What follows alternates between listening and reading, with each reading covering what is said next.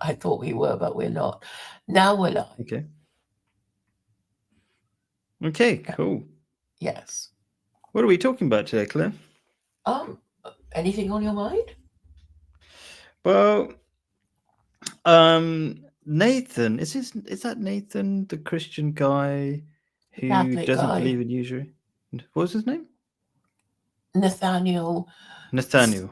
Yes, and he wants to ban usury, but Yes. without ever talking about how. Him. He's Catholic. He was Protestant and converted to Catholicism.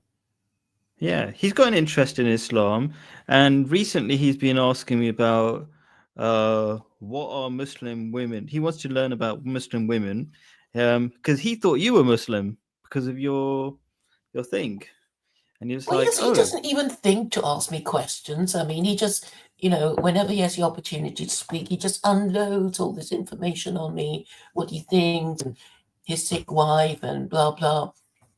And it's like, well, how are we going to ban usury? No answer. But that's how these people think. but No, he no, thought no you were joined up Muslim thinking at women, and all. he thought you were different to Muslim women he's vaguely aware of. And when you say vaguely, he says the good Muslim women he knows, he doesn't know, he just knows their husbands. So I asked him, if you are interested in asking questions about Muslim women, give me 7 questions, and then my intention is to do. I think it'd be a really good topic to kind of do. I think I'm going for a series approach where I ask everybody, all my regular guests, the same topic question, and they'll give different answers. I guess they've got different perspective, different backgrounds, and etc. Um, yeah, so Well, that's one thing I'm thinking about talking about. it might be a bit awkward for him since he's already married. I think What, men to ask have. about what Muslim women are like, and so or maybe okay. In my mind, I think the typical questions are Muslim women oppressed? Why do you have to wear certain clothing?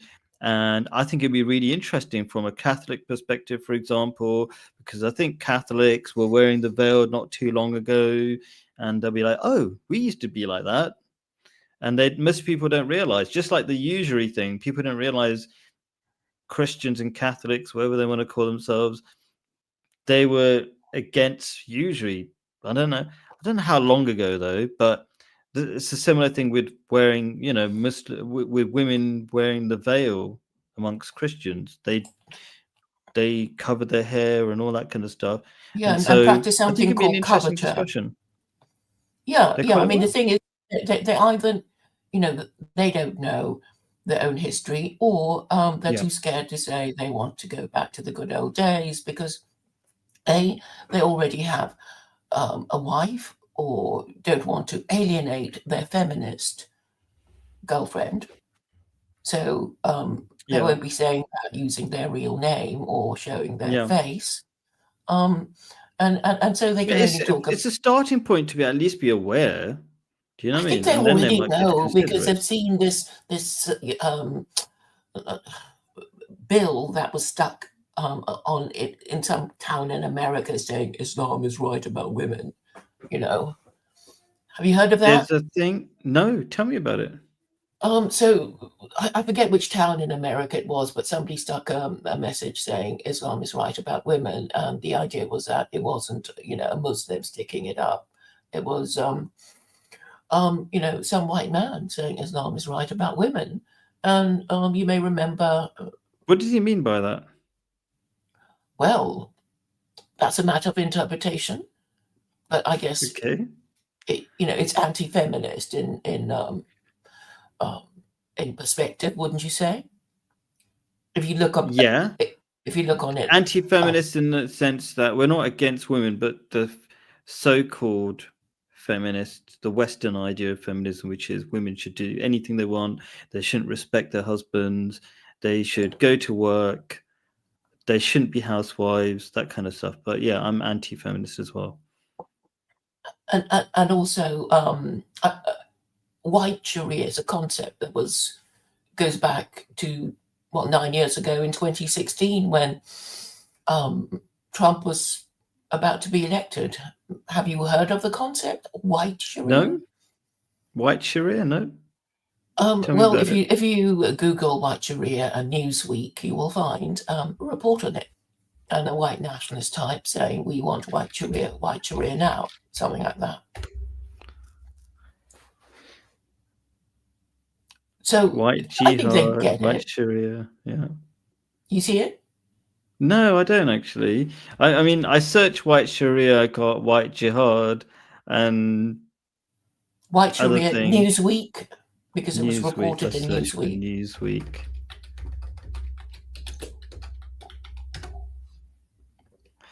What is white Sharia? Alt-right blogger doesn't want. Doesn't want what? Okay. Doesn't want women to vote, drive, or work. I mean, that's not Sharia, but that's more like Saudi Arabia, and that's the old Saudi Arabia as well, because women can drive in Saudi Arabia now. Doesn't want women to vote. That could be Sharia, possibly an interpretation. The whole voting is an interpretation in itself. I'm not sure. It's like the public vote for every citizen is not exactly an Islamic idea, as we've probably discussed before. Yes, it's So sectarianism forbidden in the Quran, isn't it? that's a different thing. Like basically it's saying don't have your own versions of or made up ideas within Islam because there's only one Islam. That's not related to voting. But the other thing I think we've talked about, maybe it's you, I talked about it with, it's about that voting or choosing a leader is a duty. And if it's a duty, it's not a right, it's a duty, means you have to do it responsibly. And therefore, if you're not capable, then don't do it, for example. Yeah, That's, I think, a safer connection to the whole voting idea or democracy idea in Islam.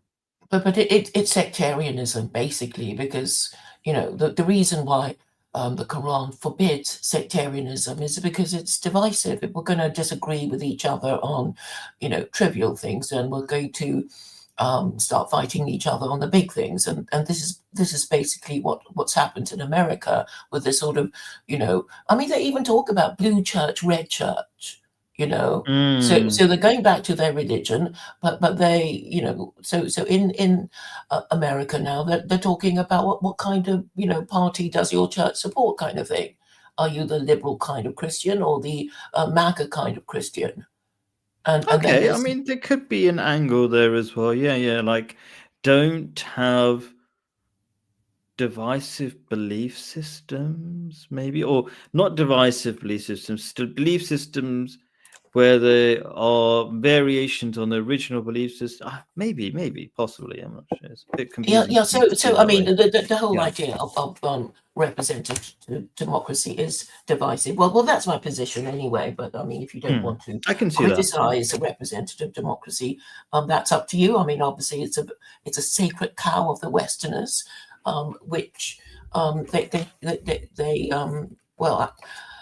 I mean, it doesn't matter if you're left or right. I mean, basically, if you're encouraging elections because you think you might win, I think you're part of the problem. And because if you believe in it, then you'll keep participating in elections and losing them and blaming the Jews and whatever they do when Hmm. things don't go well for them. So you might as well say, as an individual, that representative democracy has not served the interests of Westerners and Yeah, allowed most the people ruling hate the classes to divide us. politicians.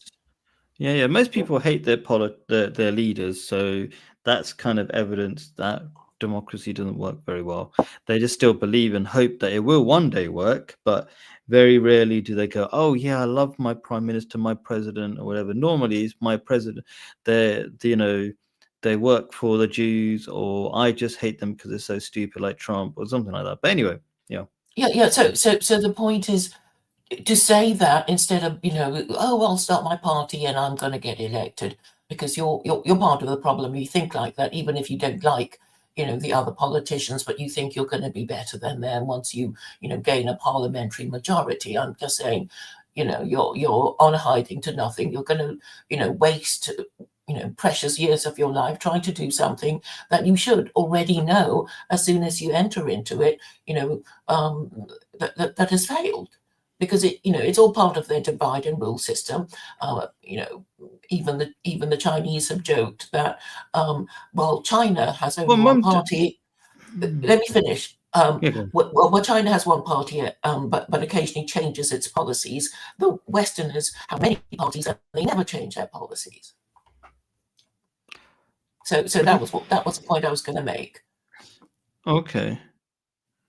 Yeah, I mean, I think there's hope in people like Mamdani who are not trying to be divisive, and they're trying to work across these so-called divides of political parties. I mean, have you heard that? Like, I'll work with anybody. I'll work with Trump, avoiding unnecessary fighting between. Like, he could have said, "Oh yeah, Trump's a fascist," and that was the end of it. But he's like, "I don't care that Trump's a fascist. The point is, what can we do together to make things better for New York?" And hopefully, people are hoping he might even become president one day. Or I've started hearing that. So the point is, Yeah, democracy. that's going to upset a whole bunch of white nationalists, but and these Americans, they're into political assassination, so we don't know. But yes, if you watch the body language between Trump and Mamdani, I mean, it's very good. Trump likes him, he likes Trump. The sort of effortlessly, friendly and supportive of each other. So, but I mean, what we need is decide on the right thing to do before we go, start to do it, because otherwise you're doing the wrong thing, and then you refuse to consult people, refuse to entertain any kind of criticism, and block, and shut What your is the eyes and wrong ears. thing that you're talking about? What is the wrong Well, thing? just the whole idea of democracy. Why it is wrong in principle. It's wrong in principle, right? Because Are you most people are saying that stupid. democracy has to be Stupid. divisive? Most people are stupid, and you're Yes. saying with indiscriminate universal suffrage, you're going by the views of most stupid people, right? Yes, I agree with that. Yeah. But anyway, um, I mean, that's why America has this electoral college. They vote for the electoral college, who may or may not endorse the choice of the voting public. I mean, that's the protection Americans have against mob rule. But they only have two parties, so what does it matter anyway?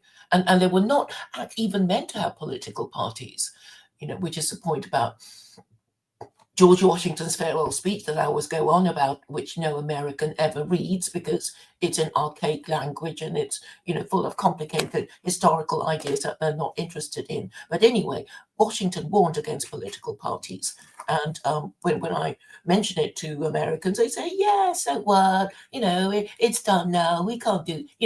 So basically, if Trump wants to leave a legacy, he has to do something about it, but he may not. Yeah, it could be that it's in old style language or archaic, as you say, or that people just aren't aware of it, and we need to be publicized. And not only does it have to be publicized, but also people have to believe that there's a way to change things. This is like some things just seem hopeless, isn't it? And then they don't bother. And the No, they only won't way even I talk can. about it because Elliot is always, well, I've discussed it with Elliot, and he can't, he's an educated man, but he won't read it. And then he says, yeah, but I prefer, Jefferson or, somebody else. And, oh, he was only a short man, or, just some stupid, trivial,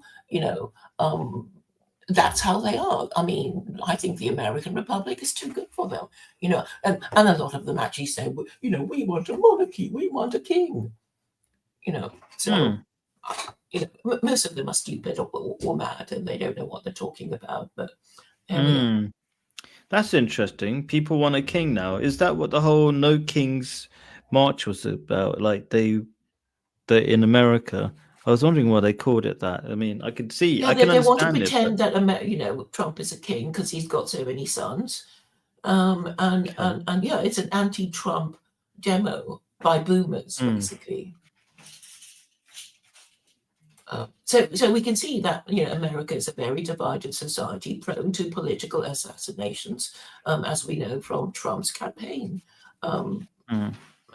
Okay. so, I mean, there are ways of peacefully, deciding this, but there are lots of topics that a lot of people won't talk about, such as the fact that it's a mistake to have political parties because it's unnecessarily divisive. I mean, it's What's your dividing even their mechanism? churches. What's What? your mechanism for changing the whole political system so you don't have political parties in America? A one-party state? And of course they're going to get frightened, No, but there's precedent realistically. for it. It's called democratic centralism, No, I which know is it might exist, but how do you like? It seems difficult for something so entrenched or normalized, you know, or standard, as part of how Americans think voting works, etc. Like, well, how does that change somebody. besides usually a revolution, which is really No, we bloody don't. and I'm, dangerous? I'm not advocating violence. I don't command any army. So all we can do is talk, right? We can talk in theory about, lots of things, and that's what we should be doing instead of, endless talking about, nonsense and whatever. No, so Um, we're just talking we're talking hot air, are we? I don't think so. I No, think I things don't can think we change. are because you're talking to me, right? And I am always solutions orientated. So I'm Yes. saying this is a case, and on the basis of X being the case, we should do Y. That's how I think. But a lot of people just say, I want X, I want X, I want X, and I Yeah. won't So I how won't do talk we about how have? we're going to get X, like that Nathaniel. Right? I keep asking you, how is he going to ban usury without Sharia? No answer, no answer, no answer.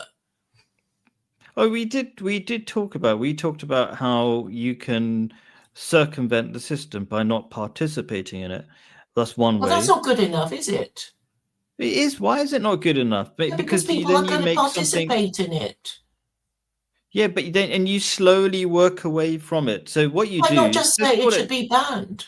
Why not just push him into a corner and say, if you want to ban it, what are you going to do? Well, how are you going Okay, to I do can it ask without him a Sharia? simple question. I don't think he would have a problem with saying banning it. Okay, Okay, but and then then the he'll have to second say, question how would are you going be. to ban it under Catholicism? Because the Vatican Bank charges interest. So Catholicism is Ah, utterly corrupt, right? so So that's a good point, and I think he would agree that the Vatican system is corrupt, and he hasn't even talked about it. It's like, well, oh, we would. I see. You know what it is. You just have to wait. So I will put. You sent me that question, and you're I was reminding I me was of in the it, which is chat, good. the whole time. Please ask him how he's going to Oh do it yeah, without sorry about Sharia, last and time. completely ignored. So I guess you don't want to talk about it. You I don't want to missed offend that. him. Which one are we talking about in EMJ or Well, with both. Nathaniel? Because I don't remember You you did it to asking me that question. twice, so I guess you don't want to Uh, offend your no, Catholic, I'm really guest. rubbish at streaming sometimes. You know what it is? It's not the default view in my restream thing. I need to click on it. It's really rubbish of me to not do that. Sorry about that. Okay, but Yeah, so I'm um, it, remembering it now. But I'm not sure when I'm going to get back to that because I've already started planning on talking about. I mean, ask you. I don't know. I can even ask Nathaniel directly if you don't want to ask Nathaniel directly.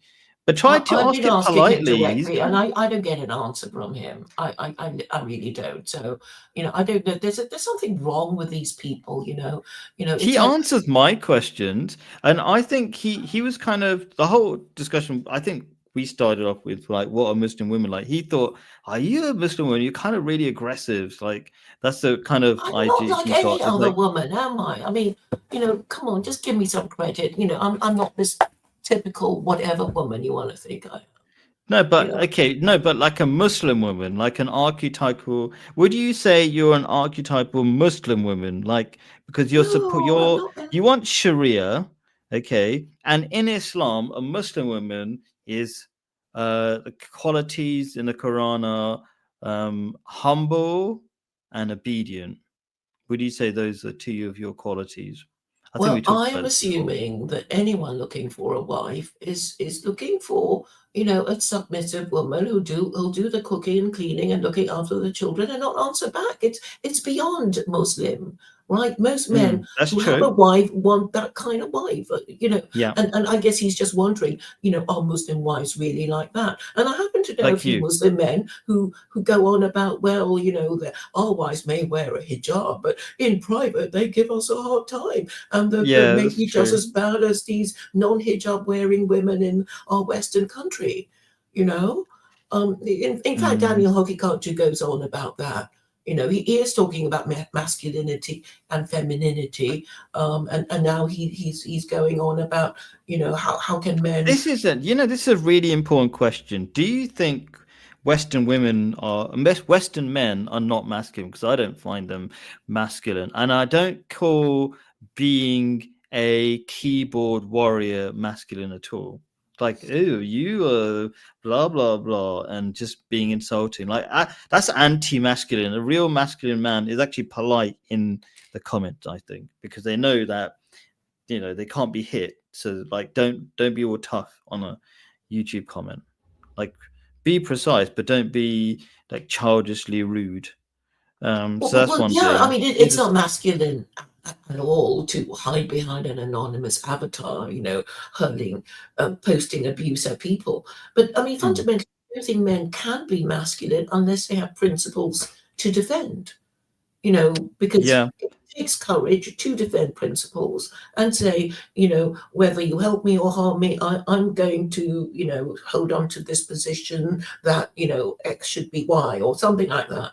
And because these Western men have no principles, because Christianity has no codified principles, they're Mm. never going to even, you know, defend any principle because they have no principle. So even if you're a sincere believing Christian man, your church won't give you any guidance about what matters you should, defend, your principle if you have any, right? I mean, Mm. at the very least, even if you're completely atheist and you think morality is, a bit stupid, you would at least be able to speak the truth as you see it and use logic to, formulate your arguments. I mean, at the very least, so a nihilist could say, um, um, frankly, I don't believe in an afterlife. I think you just get away with whatever you get away with.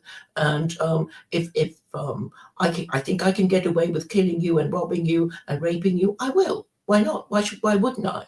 It's Mm. that kind of, attitude that is logical, even if it's immoral, right? But Mm. but I think a lot of atheists will claim to be moral. They claim to be, more reasonable and less illogical than people who believe in God, and say, oh, but it's But obvious we shouldn't But what kill we're women. talking about is not just being logical, but being masculine. And you just said to be masculine, you have principles.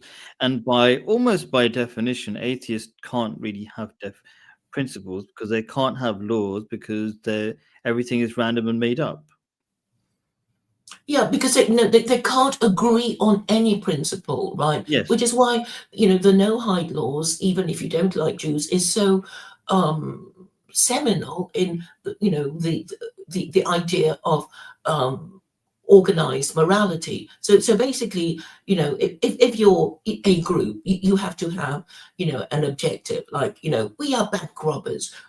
Our occupation is to rob banks, and we have a leader, and we obey his rules. And when we are successful in our bank robberies, we will share the loot in, a certain way, and only a certain kind Yeah, of bank sure. rob. Yeah, yeah. So even if you're a bad criminal group, you will have a reason for existing, an objective, and rules So for atheists can't be very existing. masculine. Is that what you're saying? Would you agree?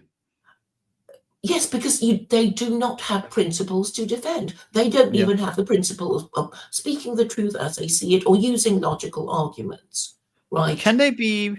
Can you have principles that are solely limited to yourself? Could that be a principle? Well, I okay, have you these. can say, I have the principle of self-interest, so I will rob, murder, and rape you if it suits me and I think I can get away with it. That might, be a purpose of That wouldn't be self-interest. very masculine, would it? This kind of that's not the idea of most people's idea of masculine. And I think that comes to a further problem, like defining anything. Like in Islam, a man should do X, Y, and Z. It's like the Quran lays it out in black and white, and therefore that Exactly. is masculine because you've got to have And the some Ten level of definition. Commandments, Yeah. right? So the Ten Commandments are do's and don'ts of the Jews, and then Mm, these were further refined by Maimonides, who had the 13 Principles of Judaism, which is how mm, a Jew should think of God. So, mm. so, so this is really important, and I think Muslims should adopt it too, because it makes logical sense. Obviously, you're going to say instead of the Torah the Quran, but it would be useful to clear up a lot of divisions between Muslims themselves, because So I Muslims should adopt what, the Noahide laws or what's the name 13 again? I forgot. Principles of Judaism. I do hope you will look it up, and maybe one day we can I think you've discuss it. shown it to me before. I mean, I think I've seen them before, and they're like reasonable. And it's not like so much a case of Muslims adopting it. It's just like, yeah, sure, that's Islamic. Why not agree? We agree. I think Muslims try to agree with stuff without necessarily objecting to things. I think. Well, I mean, they don't even think you're a Muslim. Oh, come So on, that's just a whole different discussion. Anyway, yeah. yeah, but I'm talking about these divisions. So now I've Hmm. noticed that there are some Sunni Muslims who say Shias are not Muslim, right? So there are these divisions within um, the Ummah that in my view, Yeah. are not helpful to the existence of Muslims, because what you want is unity, so people Yeah. can act in a focused and directed way to achieve results that benefit the group. I mean, this is what this applies to other groups as well. Um, but I mean, with these Christians, I mean, their religion is used for a different way. So if you can imagine Constantine the Great, he wanted all the Romans in the empire to have the same religion, and then eventually he wanted them to think of religion of Christianity in a Trinitarian way. Well, actually, he died an Arian, right? He was an Arian, and then there was a bit of fighting between um, emperors after that. Some were Trinitarian, some were, wanted to go back to paganism. But the year 380, the Edict of Thessalonica said everyone who's a Christian in the Roman Empire has to be a Trinitarian or else. And Mm, this was what happened, afterwards, which is why the most powerful churches in the world are still Trinitarian, because if you're a non-Trinitarian, you will be treated like a heretic, and mm. basically, hounded out of Killed public or life. something. Yeah. Hmm. And then the Protestants, after the Wars of Reformation, treated the Catholics like crap. So there's actually a lot of hatred even amongst Christians. So when these Christian nationalists talk about using Christianity, they're not going to succeed, because there are already so many pre-existing divisions in Christianity that they won't be able to get over it. I mean, what are they going to do in America? Establish a Church of America?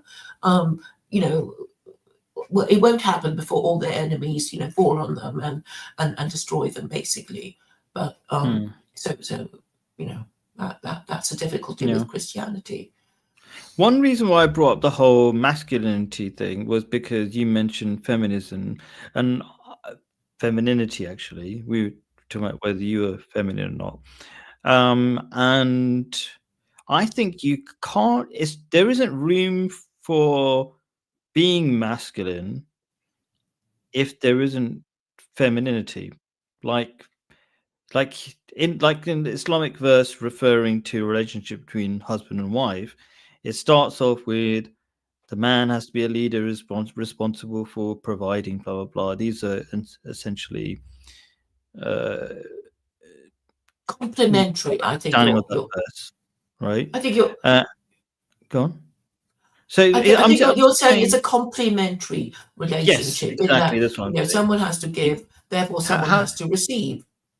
Yeah, yes, and like a woman is told she has to be obedient because otherwise there's nothing to lead. You can't have a man who wants to lead and the woman refuses to obey, then it just doesn't work. So yeah, complementary system. I'm just trying to explain the idea in a bit more detail. What do you think? Yeah, you I don't suppose. want, husband and wife to be competing because that would, not make the marriage harmonious. So, so if you're competing, if the woman says, "Well, I earn more than him, I don't have to listen to him," blah blah blah, then the man will find himself undermined. Imagine if you were the house husband and your wife went out to work. I guess you wouldn't like it because, well, she will be telling you what to do. She will be, asking why dinner isn't ready, why the house is a mess, why the children, Yeah, yeah. you know, yeah. I say I that's mean, funny, but that's is it? kind of normalized in Western society. Yeah. Yeah, yeah. So, it's through our relative positions that we retain our, our status, I suppose. But some men do want to be house husbands. I remember when I was at, you know, um, law college, a man saying, "Well, if feminism is everybody having equal rights, why can't I be a house husband? I would love to Yeah. be a house And husband." you're 3 times more likely to get divorced if you're a house husband because women deep down don't like it. Yes, yes, because they will be the ones starting to stray, and you will be the one thinking, "I think my wife is having an affair. My doctor wife is having an affair." Oh, from her text messages, it does appear. And then, you call, like Radio 2. I remember listening to Radio 2 some years ago, and Graham Norton, he's this gay, British entertainer, um, and somebody else was saying, "Well, if you divorce her, you won't be seeing your children, and you'll be out of your house, and maybe you have to put up with it in order Hmm. to at least retain some bits of your life that you want, i.e., living in your matrimonial home and having contact with your children." Hmm. And these were considerations women had to do when their husbands strayed. It's like, well, at least I know my children are mine. The woman would Hmm. think. Yeah. I would know who the father of my children is. Um, but but yeah, I mean, we have to accept that biologically, we are different, and we have, different, yeah, possibly conflicting interests. Because in a market, the buyer will want the price to be cheap, and the seller will want the price to be high, and it's through mutual What is a bargaining. conflicting interest between men and women, actually? I mean, there seems to be a lot of tension between men and women, so it's an interesting topic. What would you say an example of a conflicting interest? Well, my analogy about buying and selling would be the price of sex. The price of sex. Okay. So men And want sex to be cheap and mhm, women want it to be expensive? yes, because they're the Interesting. supplier, basically. I mean, we won't talk about gay people, right? Because But and, okay, and I they would say women would also like to have sex. Um, I'm not sure if there's always that conflict. I think sometimes it's just normalized in Western societies, some sort of ideas, and it can see women might want. For example, what I mean by that is, if a woman is working, she'll be really tired and not want sex. But if she was a housewife, she'll be more up for it. And therefore, she wouldn't mind having sex. So, sex doesn't have to be expensive. In fact, she wants it to be cheap, I would say, so that she can make her husband happy if she's a good wife. So, I don't think there's a conflict. Sometimes it seems like there's a well, have you heard that marriage is the most expensive form of sex? No, I've heard it from you. Well, I've heard it from you, but I disagree. I think in Islam, by the way, the Islamic idea is that having sex outside marriage will make you poor. There's hadith saying the Prophet Muhammad saying, if you have sex outside marriage, it will make you poor. And that makes sense because it's very expensive to have sex with a prostitute and sex with a girlfriend because you have to woo them with expensive things and expensive dates. With a wife, just have sex every day, if Yeah, but you possible. you have already invested a lot of money, in the wife, bought her a I would house, say my paid for a costs few have gone expensive down. dates. My Hmm? costs have gone down because I was taking um I had another place before this where I because of crappy internet in my village home, um I was in a city home, and in that city home I was cooking my own food and so many other things. And now that I've got my second wife, she's cooking things and taking care of things, and I'm actually living in a cheaper place, so my costs are going down in some ways. It's not particularly expensive. And she's stopping me from eating like bad takeout food all the time, like because it's so nice over here. And so my health is getting better and I'm saving more money. I think I am. Yeah. So it's not necessarily more expensive. Well, but I'm saying, if you want a wife and family, you have to invest in, well, the matrimonial home. You have to, live in a home that hopefully you already own, and then there's the kids and whatever. It's not just the wife, But that's a right? very I mean, simplest. Do you know married men make more money, right? So you probably know that, right? I think we've discussed that before. So just to say it's more expensive, what happens if the investment of having a wife makes you richer, therefore it actually costs you less to have a wife as a percentage of your income in the long term? yeah, yes, I guess only if she's supportive.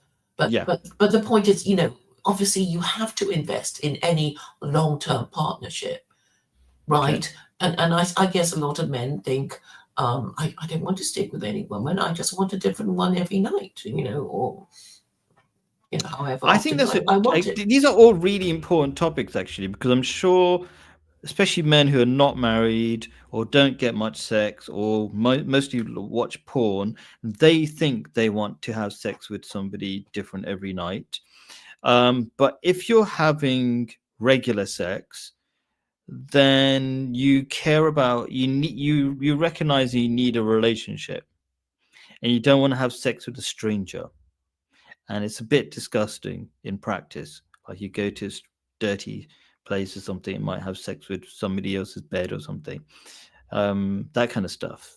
So I would say that's a really interesting point. That do men want to have sex with a different person every night? I think there are alpha males. I think I want to have sex with more than one person. I might try to get a third wife. But I don't want to have sex with strangers or a different person every day, because a different person every day is essentially a stranger. What do you think? Do Well, people obviously, have it's sex not to with be strangers? recommended, but What's about recommend it? Is that what people make? Are people happier? Are people happy having sex with strangers rather than somebody they have a relationship with? well, I think they might think that they're happy. It's like, oh, in my salad days of youth, that was how. Now I'm stuck with a wife, blah blah blah. So I don't know. I mean, it depends on whether the person is happy with their marriage or not. Okay, It's yeah, that's an important point. Like, and that's the thing I would. That's why I promote the Islamic idea of men having as much sex as they want, well, and that's not considered rape.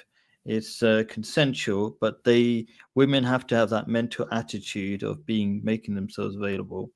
We've talked about the hadith that I think we've talked about this hadith, right? That even though you don't seem to like it, the one about even if she's cooking, she should stop cooking if a man wants to have sex. I think that's a really important one, I know you like that one, but and I think it's really important. Otherwise, you have do Muslim women, comply with that hadith? Would you say? they're becoming westernized, but in Africa, they understand the importance of it. That's why I like the idea of marrying an African, because they've still got those principles. Like they put a lot more emphasis on it. Did I tell you what happened on my marriage? So on my wedding feast, they called a walima. Um, did I tell you like they went on the microphone and just like the women's side is facing the men's side. It's open air wedding, right? And they're 50 meters apart or so. And there's a man on the microphone, and he goes to me, and I was really shocked because I love this kind of stuff. It makes me laugh. And he goes, "How was your first night?" Like in terms of sex, and I was like, it was good.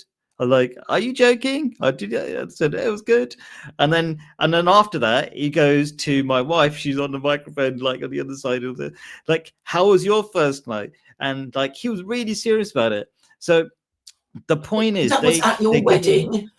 that but was a wedding, yeah, after our but first you night, yeah. but it can't have been your wedding, because if you've No, no, had no. sex This in before the your car. wedding, Okay, let me explain it. In the Islamic system, you have an announcement in a mosque, and that is the wedding essentially, called a nikah. Then you have your first night. Then you come back and you have the wedding feast called a walima. oh right. So you were Yeah, already married. Uh-huh. So the yeah, nikah but just is one just night into marriage. Yeah. right.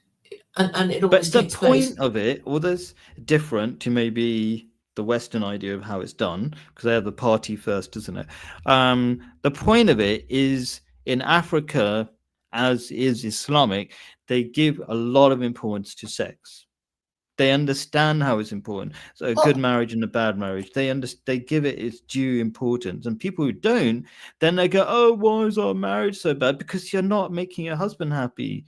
They know that's important. It's not a joke. It's not like a annoying thing. It's very important. That's why I keep talking about it.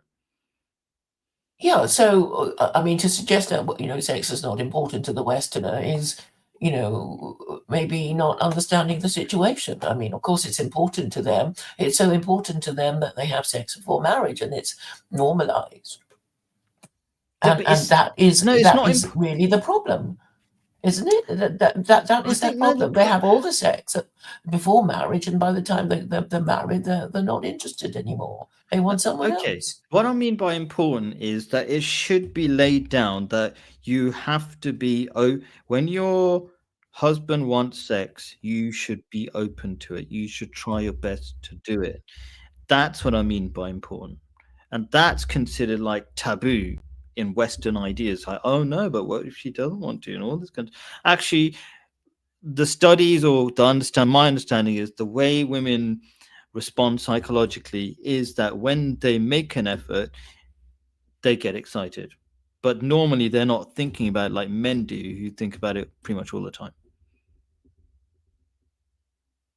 So it's just different. Yeah, so I'm sure we were discussing at some time, that maybe the number of the frequency of marital congress should be stipulated in the marriage contract. I'm sure we discussed that, haven't we? Yeah, and we disagreed because I said it depends on the man, and you wanted to put an arbitrary number depending on how you feel personally. You said once a week because that's how you feel. Why should it be how you feel? Should it be Why what should a it be how man you feels? feel, as long as you get it?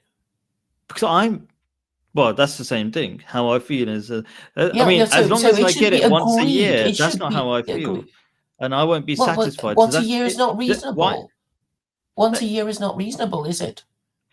Well, okay. Let's. If it's me and my wife, and I'm not getting what I feel I need, then it's not good enough, is it?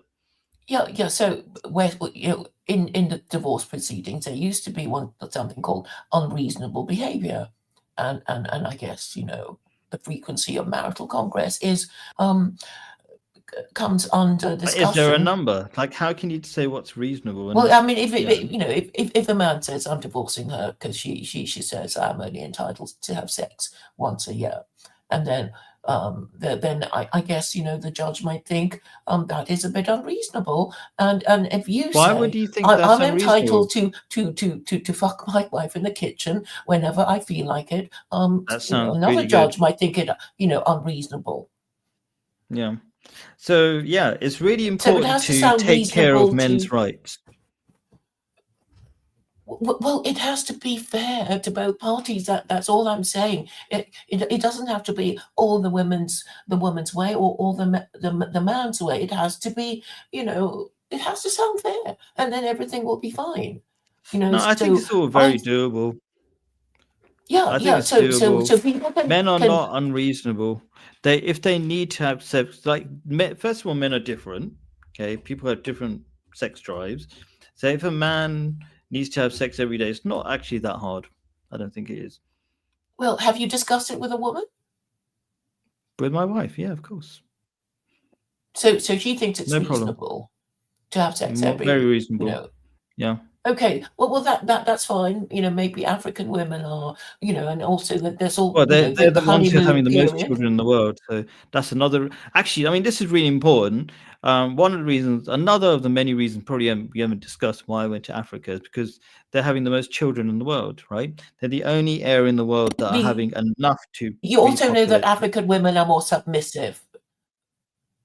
Yeah, oh yeah, a whole You know, bunch of good reasons. you Yeah. already know African women, but because they are poorer, and there were comments in the chat saying you have gone to exploit these poor women because they're more, vulnerable and poverty stricken and prepared to do things your way because of That's an their interesting way. economic I mean, that is circumstances. an angle. We could talk about it, I guess. So, what would be my perspective? My perspective is that in richer countries, women are spoiled and they're not behaving anywhere like um, they're supposed to, according to Islamic ideas. And I don't want to participate in getting a crappy wife. So, I went to the place where I found the best wife. And I actually wanted to start a company to provide more good wives to people, but that's a whole different project. One day I'll get around to it. Oh, well, I think you should. You should. I think. Um, okay. I mean, in the West, all these introduction agencies and marriage bureaus are run by women for women. So that's why they Mm, have, pink and fluffy ideas about romance and, that sort of thing. When men just mm. say, "Oh, I just want her to cook and clean and look after the kids and not talk back to me," And right? have sex with me That's lots of times. yeah. Definitely. So that might put a lot of feminist women off. So it would get no business. Mm. So I guess Yeah, if you that's did why start, people are going abroad. They've given up on white women. yeah. So what they do is they try to go to a different market, shall we say? Yeah. This is not just Westerners. I mean, you were Muslim. You're kind of becoming I guess a passport bro kind of person. Yeah. Um, I think and that's a good uh, thing. Maybe. Actually, yeah, because passport you bros have are options. usually having sex with strangers.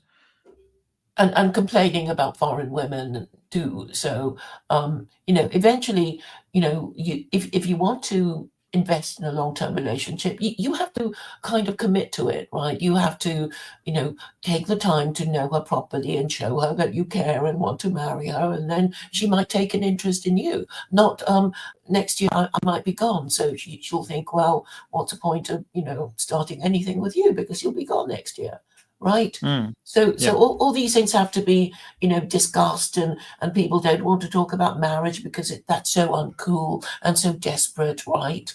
And men, think in the short term. It's like, will I get sex tonight? If I mention, what other subjects I should avoid in order to get sex tonight, I won't mention Mm. I don't like feminism. I won't mention, what I want in a wife, etc., etc. So nobody is honest about what they want or are prepared to give. And this is why I'm saying marriage should be taken, seriously again, and these things discussed because Yeah. the interests of men and women are different. I mean, I'm sure most men would just, prefer to have sex with a different woman every, if they don't want children, and a lot of them are being told it's okay not to have children. We're overpopulated. Who wants children? Who wants to bring children in this terrible world? And Mm. anyway, I can't afford them. And anyway, I can't, all women, are, um, dislikable in some particular way. They're all the same. They always do X, and I don't like X. That kind of thing, that kind of attitude. And people will Mm. get that attitude if they've, if they have been, quite promiscuous, right? Mm. They will perceive, that the opposite sex, behaves in a particular way that they don't like. They Mm. always cheat, they always betray you, they always try to, get as much as you, as they can, and then they leave you. A lot of people think that. So this is what white men often say, and the reason why I brought up the whole one of the reasons why I brought up the whole masculinity thing is I'm I'm kind of shocked. I don't know what the right word is, or disappointed in white men generally whinging all the time. Like, if you're a real man, you just go like, okay, that woman is crap. This woman is crap. I'm just going to sort my problem. I'm just going to go abroad. I'm going to fix it. I'm not going to cry like a baby or a girl. I'm going to sort it out and stop complaining. So I don't believe in complaining. I believe in just like, what's the solution? What's the next step? The And only I don't think solution, I see that enough with white men. yeah, the thing is, white men behave like women. They think and talk like women because Paul Clay. I mean, he has a kind of community called This Little Corner, TLC, this Hmm. little corner of the internet. And they're basically white middle class men who um, are not happy with their government, basically, but they don't want to say, they don't want to say anti-Israel things. They don't want to seem racist. They hate Trump, so it's a class thing for these people, right? They can't be seen to be concerned about the concerns of the American proletariat because, if you speak to some proletariat, they'll immediately tell you what's on their mind. They won't be, finessing it and, dancing around words and pretending, that there's a difference between, A proletariat meaning like somebody who's a revolutionary of types, yeah, to make the no, world a no, better no, it place. just means blue collar worker, working class. That's all I mean, Does it really really. mean that? Okay. I mean, maybe it means that now. Okay. Proletariat, plebeian, the Trump voting It's a people. So, communist idea where you have a class that makes the changes that brings in communism eventually, but that's the original idea, I think. yes, yeah, I mean, but I mean, it's just used to mean working class. But that's what Okay. I mean. I mean, obviously, they need a revolutionary leader, and they're Hmm. not okay. I'm just talking about working class, and Okay. Yeah. obviously, Sure. Sure. if you're middle class, you just want to pretend you don't even know what these horrible racist, anti-Semitic people are talking about. You've always had pleasant interactions in your lovely foreign holidays abroad. What are these, proles talking about? That kind of thing. So Hmm. there's a lot of, snobbery, unacknowledged snobbery, because I think the Americans think they're not snobs like Europeans, but actually the snob is even about each other's states. Right, East Hmm. Coast elite flyover country. Yeah, I've been talking to them a lot, and these middle class men who are house husbands, they gather together and they behave like women at their coffee morning. And they don't really talk about anything that matters. They're always talking about themselves and, taking turns to tell their long, long stories, which is basically group therapy.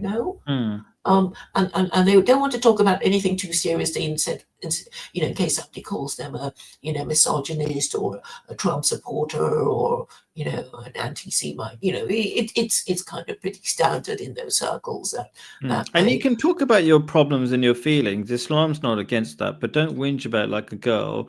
Like, okay, I'm sad about it, and then somebody can say, okay, that's bad, but don't go on about it forever and be practical and like, what are you going to do?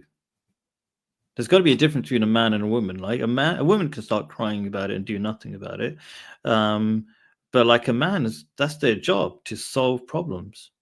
Yeah. So for men, they have to change the rules, and these white Yeah. middle class American men are just not there yet. They just want to talk around the problem and cry on each other's shoulders and talk about themselves endlessly until you lose the will to live. And they think Christianity is a solution.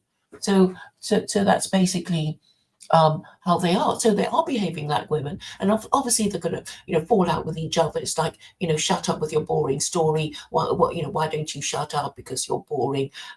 Eventually it will come to that, and it's like, and they spend all their time boring each other to tears when they should be saying, well, is there a problem?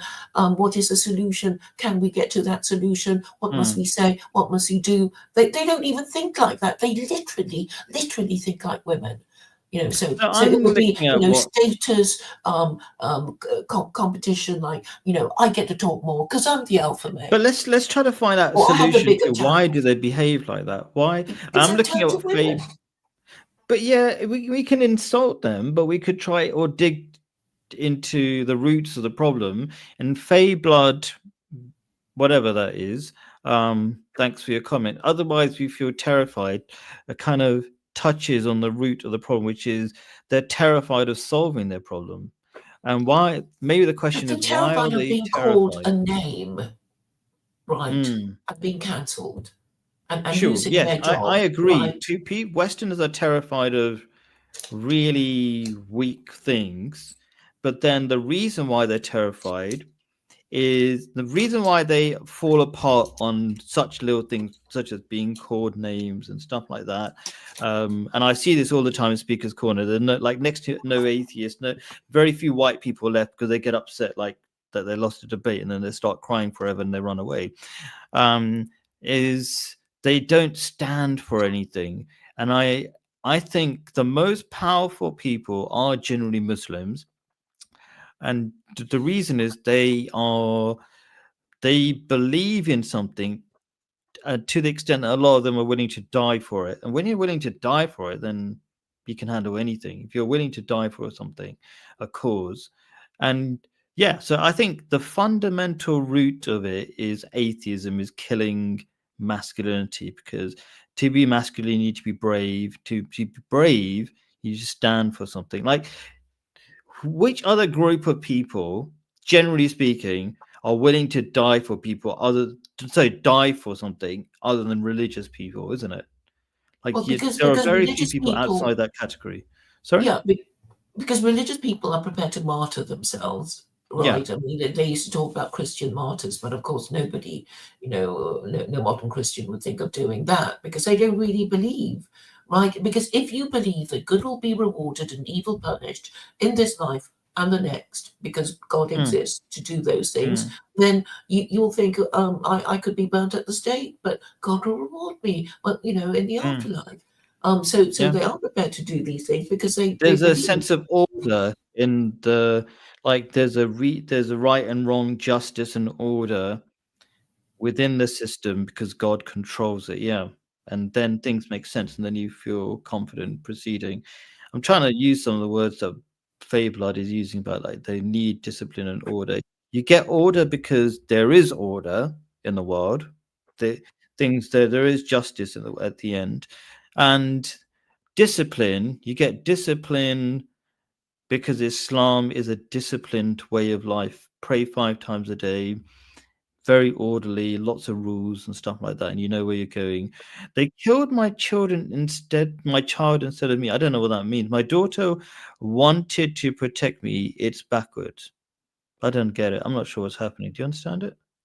I have no idea. I mean, this is sort of, the disjointed stories, and then they probably won't even Oh, bother explaining. But I would oh, like him to okay. explain it. But there's always some, terrible story. But the point is really that there should be your laws should be Your just. daughter just died. I'm sorry to hear that. If that's the case. Well, he's saying somebody killed his daughter. Oh, Yeah, and then he okay. admits I probably won't make sense. So, we're going to spend Okay. time, Okay. trying to make sense of what he's saying, and then he won't explain. And but Mm, yeah. yeah. So the point is, that, if the laws are fair, then nobody would be complaining, right?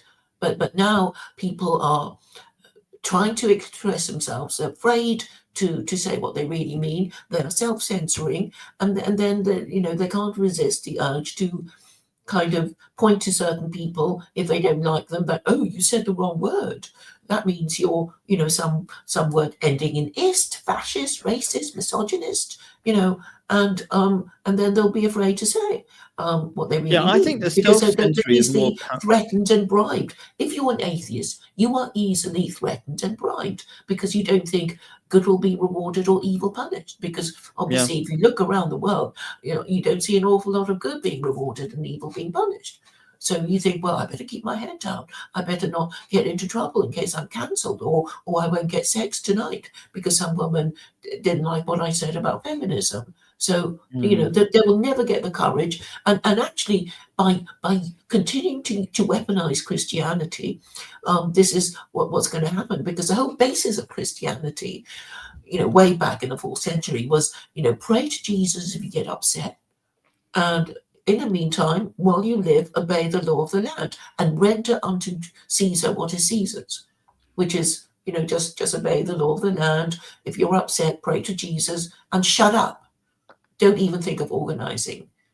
And that's why Christianity traditionally has no principles, because men are not meant to have any principles. They're meant to be sort of stupid and, easily led and behave like women and talk like women and never organize themselves unless they are one of the elite, the aristocracy, who have somehow managed to keep their family and family property together, to wield power over, stupid men who weren't even educated or taught properly.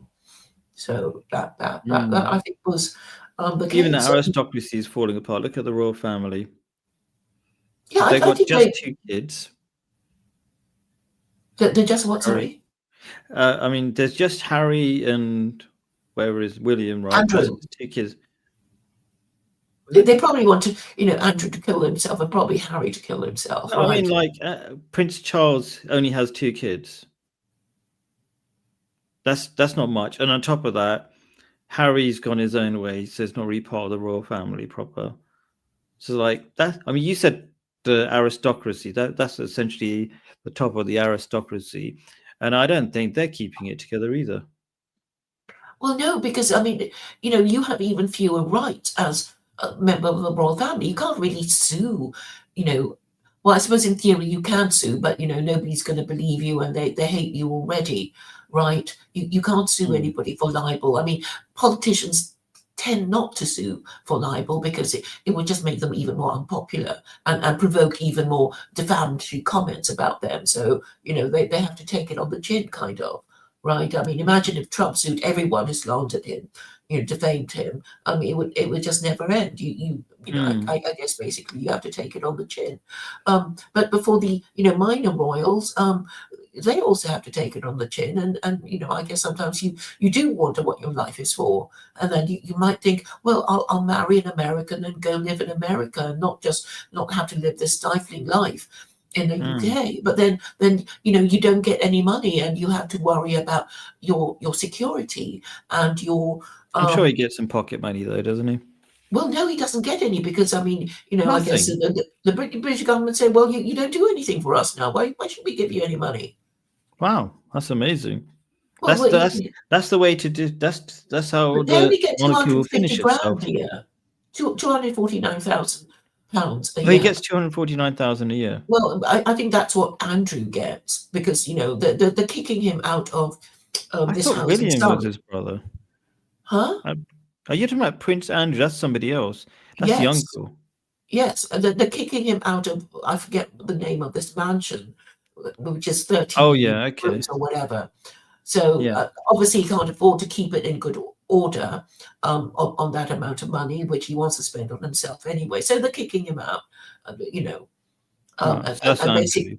And Harry gets nothing at all. he Zero. gets nothing at all, so he has to live off his wife, and his wife, says, Shocked. I have to earn us a living because we have children, and I have to go back to Hollywood, earn a living as a Hollywood actress. And okay, Wow. I had my hair cut yesterday, and I was reading the Heat magazine, which is full of Mm. royal gossip. So that's how I know. And obviously Mm. that's going to be causing, so Harry's going to be house husband. Imagine that. You haven't been trained to do anything. You're not expected to have a job, and your wife is saying, I'm the one who earns money around here. Wow. You, That you, is you just sit gonna around. turn out really badly. Of course. So I think it's And actually cool. he didn't get married because he was good looking or something. You just got married because he was a prince and he's not even that. Oh my god, that's just disaster. Wow, he should just run back. He just should run back.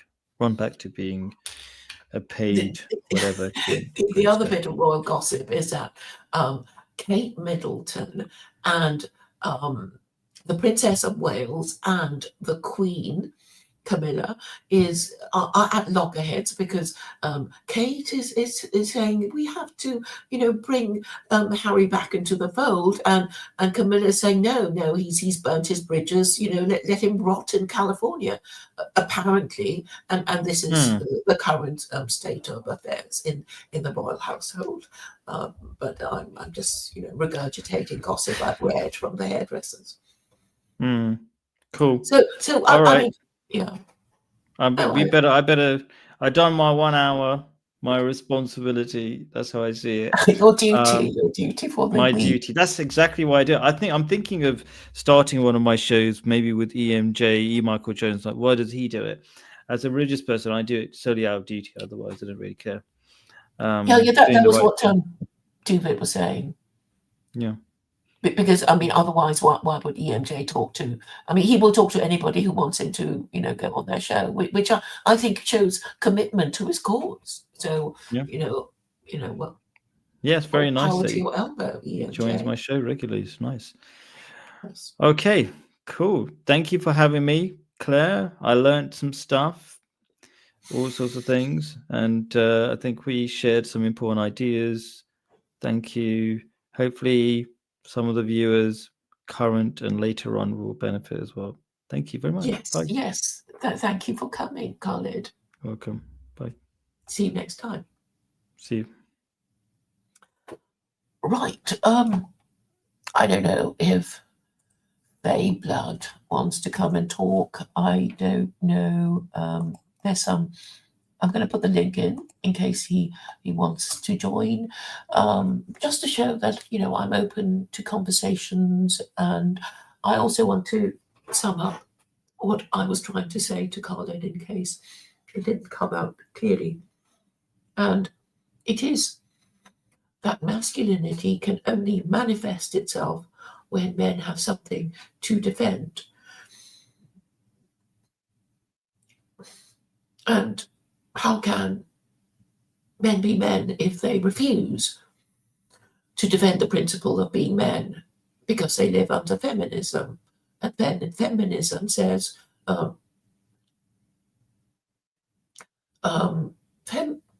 says that gender roles is a social construct. What does that mean? Gender roles means, men do this and women do that. And social construct is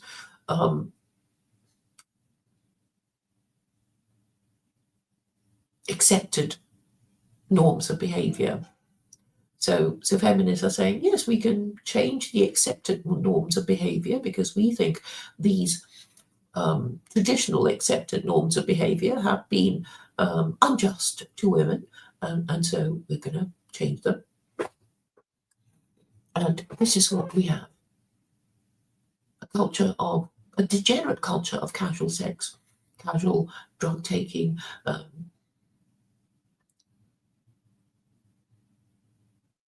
and tolerance for alcoholism. Mind you, a lot of pubs are closing down, and I think it's a bad sign because pubs in England are really community centres for men. That they've all been made into women-friendly, child-friendly places. In my time, there were different kinds of pubs. There were pubs where old men could spend the afternoon nursing their half pint and be able to sit in silence and maybe talk to their men. In the same circumstances, but all these pubs are closing down.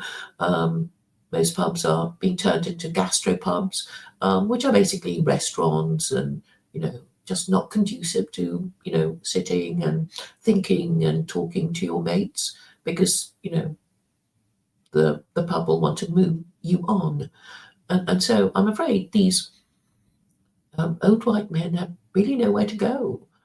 What do?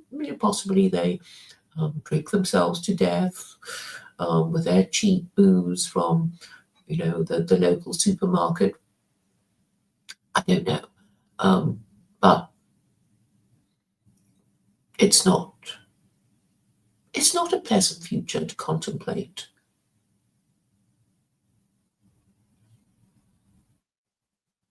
And I've been around for long enough to remember a different kind of England to the one that we have now, a different kind of pub.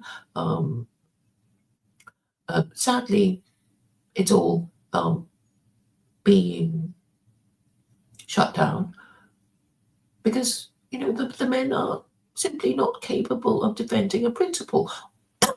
What principles should they defend?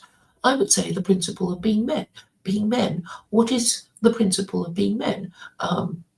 Insisting on the gender differences that come with marriage. I mean, why are people transgender now? How did this come about? And I'm saying it developed actually in a very organic way. It wasn't suddenly, dumped on us, because the whole point of gender roles is for people who want a spouse to perform their gender roles or claim that they are in some way good at performing their gender role. So women will say, I'm so pretty, I'm so meek, um, I'm so wanting to be a housewife and clean your house and look after your children and cook your meals, and that's all I want to do, and this is what I've been made to do, and I would be a good wife, and I'm so sweet natured and submissive, and um, I'll do things your way. So this is the impression that women were supposed to give if they want a husband. In fact, if they're clever or strong-willed, their mothers would tell them to can it and say, "Do not show off your intelligence because you're going to be left on the shelf." Because a man doesn't want a wife to talk back to him and doesn't want to be challenged, and so you better, restrain yourself until you've got the ring on your finger, right? That is basically how the world worked. Um, Maybe women who have cats might just about understand it if they if they think if they imagined that their cat was a talking cat and constantly had things to say about their taste in friends, their taste in clothes, their taste in music, their taste in furnishings, and and these comments would be critical. How would the woman feel about keeping a talking cat who would be very vocal about its opinions, which are critical of you? Maybe you would prefer a non-talking cat after the novelty of having a talking cat wore off, perhaps. So it's something to be thinking about, ladies. And men, how are you going to get back to what you think you're entitled to? Of course, it requires a degree of political activism, of saying what you believe to be the truth, being prepared for the insults, accusations, and abuse that will come your way, usually ending in ist.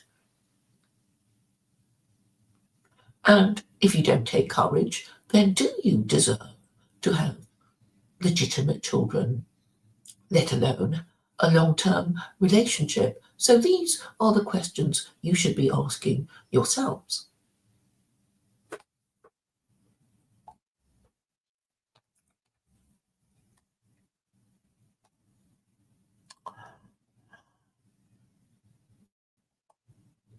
So I see that Fey Blood is just talking gibberish. I have no idea what he's saying. He really doesn't want to explain anymore.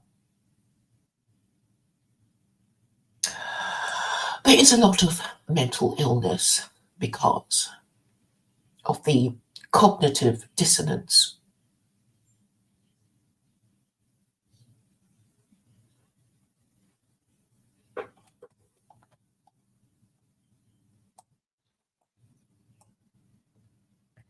We suffer when we are told what we ought to believe and we experience a reality.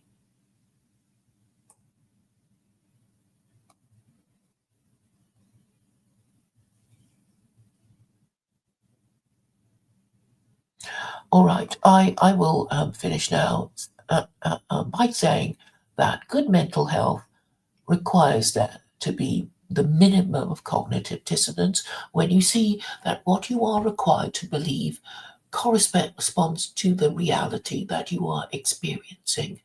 And if it doesn't, then obviously some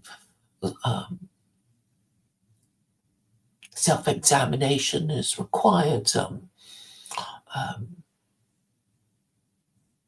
yes, you'll have to ask yourself if your government is doing everything right, and of course whether you're doing the right thing. That maybe you are yourself responsible for your own suffering because of all the wrong choices that you made. So I'm sorry, very blunt, that you've had a bad experience and your daughter died. Obviously I don't know what happened. You're unable to explain it. I have given you the link, but perhaps you're not up to discussing anything at the moment. But I have to, on this Thanksgiving Day, give thanks for YouTube, the internet, the ease of communication that we all enjoy.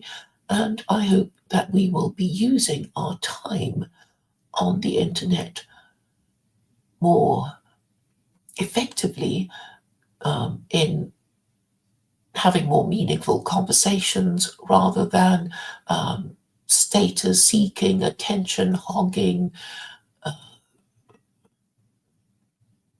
speeches that really lead nowhere. And sadly, amongst Christian white middle class men in America, what they're doing is very, very feminine in that they won't really talk about what's on their minds, and they just they tell a lot of stories in order to avoid having a meaningful political dialogue about what to do about what's wrong. And in a way they make themselves vulnerable by, using their victimhood to acquire status, or which only works for women, or they boast about what they have. Why not just define yourself not by your background or your education, but the political principles you stand for?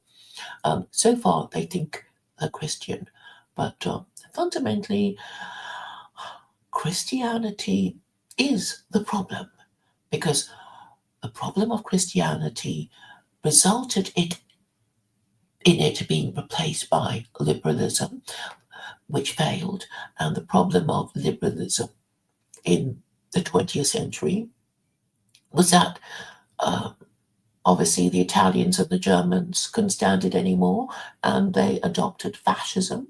And in Russia, they couldn't adopt liberalism because free trade was not for them. They weren't industrialized, so they adopted communism.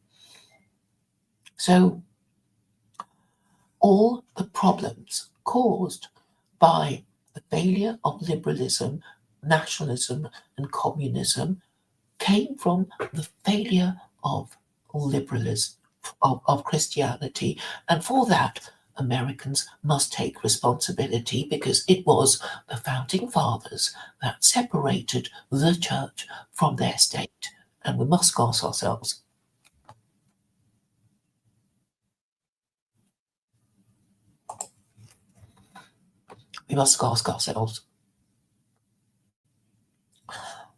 why they did that. Sadly, Americans do not seem to want to talk about why the founding fathers separated the church from their state.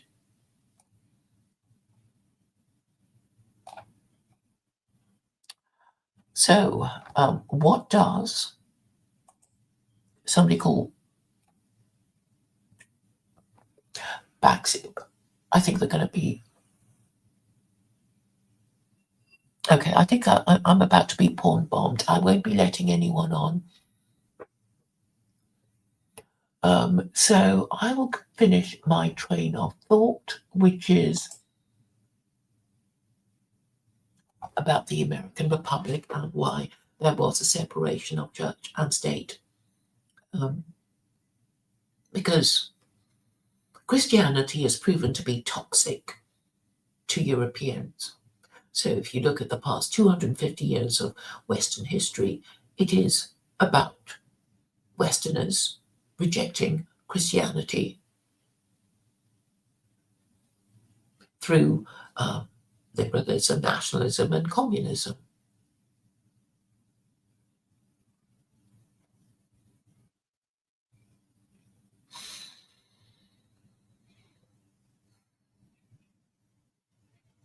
And the suffering that has been caused has been caused by the failure of Christianity. If Christianity hadn't failed, liberalism wouldn't have replaced it. If liberalism hadn't failed, nationalism, socialism wouldn't have been attempts to replace it. And my streaming partner, Vincent Bruno, has been trying to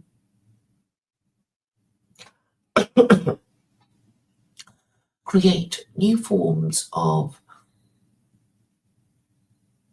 new wrong ways to try. Now that, we've discussed no-hide laws and Sharia ad nauseum, and he just wants to create a religion. He's prompted AI to create a new religion, and he wants to talk about it endlessly rather than just acknowledge that even for a homosexual who has a husband, Sharia is the only option if he wants an orderly transition of power from liberalism to theocracy, because secular Quranism is, I think, the only way of doing it peacefully, and many people won't talk about it simply because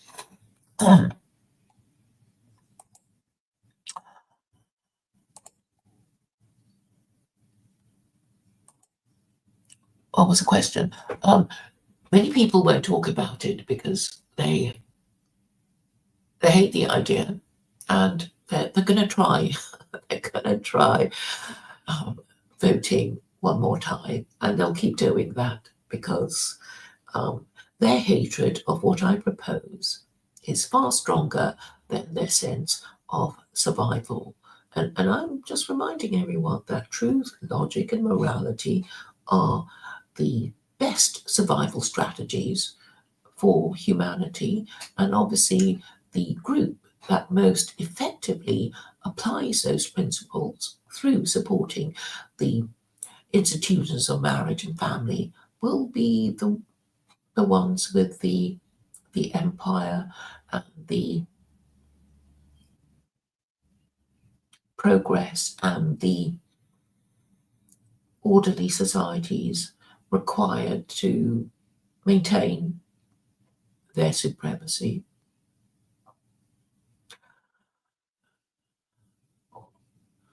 I hope I've made myself reasonably clear that it would be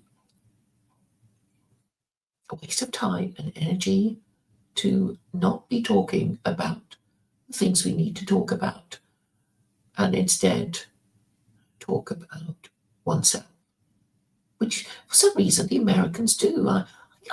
The genuine cultural difference between English people, British people, and Americans is that the Americans just want to just dump on you their whole life stories. They just don't know where to stop. This, I think, is the real difference. So maybe this is something Americans need to have a think about it. It's not a good idea because you're just giving ammunition for your enemies. You know, the ones who don't like you. You know, by dumping on them. You know, your trials and tribulations. It would be far more productive if you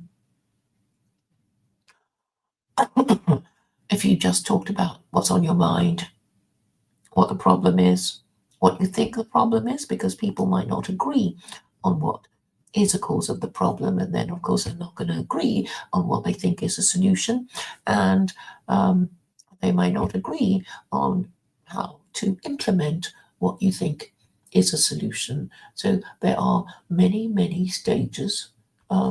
So I just don't know why these white American middle class men talk so endlessly about themselves and refuse to acknowledge that there is something the problem with Christianity. So now here it is. The problem with Christianity is that it has failed.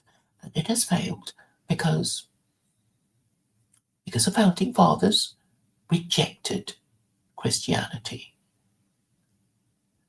having quarantined it from their state. And this is something, Americans must understand, remember, and internalize. So if they're going to be, talking about what's to be done, they have to go to the root cause of the failure of Christianity and the fact that the founding fathers were, in fact, proto-Muslim. What do I mean by proto-Muslim? I mean by that they were, while not acknowledging and stating themselves to be Muslim, moving or closer to Islam by the passing of the First Amendment, which is supported by Chapter 2, verse 256 of the Quran, that says, "There is no compulsion in belief, truth stands clear from error." Thank you for your attention.